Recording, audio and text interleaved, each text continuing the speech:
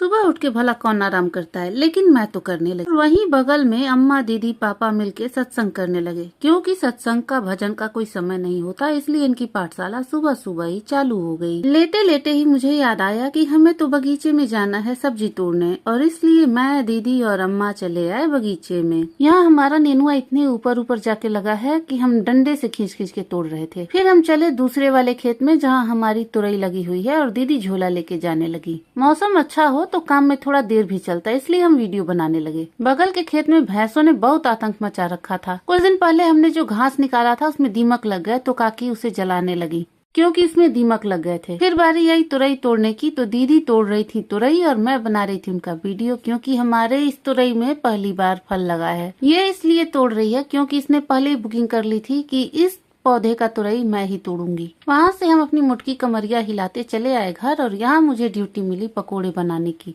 तो फिर मैं आते ही बेसन घोलने लगी, और बेसन घोलने के बाद देखिए मेरी करारी पकौड़ियाँ कितनी मस्त बनी हुई हैं। मेरे यहाँ पकौड़ी के दीवाने लगभग सारे ही हैं। फिर शाम को हमें जाना था एक पार्टी में। दिन में तो मैंने बाल धुला नहीं, इसलिए शाम को ही बाल धुल के और उसको ड्रायर करने लगी, क्योंकि स्टाइल मारना तो बनता है, लेकिन स्टाइल मैं मार ही नहीं पाई क्योंकि मेरे पेट में बहुत दर्द था। वहाँ जाने के बाद मैं तो बोर ही हो गई। वहाँ से उठ के हम पार्टी जोन में पहुँच गए, जहाँ लोग अपना खाना एंजॉय कर रहे थे और डांस देख रहे थे। वहाँ उपस्थित सारी महिलाएं खाना तो खा रही थी सिवाय मेरे, क्योंकि मेरे पेट में दर्द था। भोजपुरी का नाच देखकर मेरा तो मूड ही बन गया और मैं घर चली आई। राधे राधे।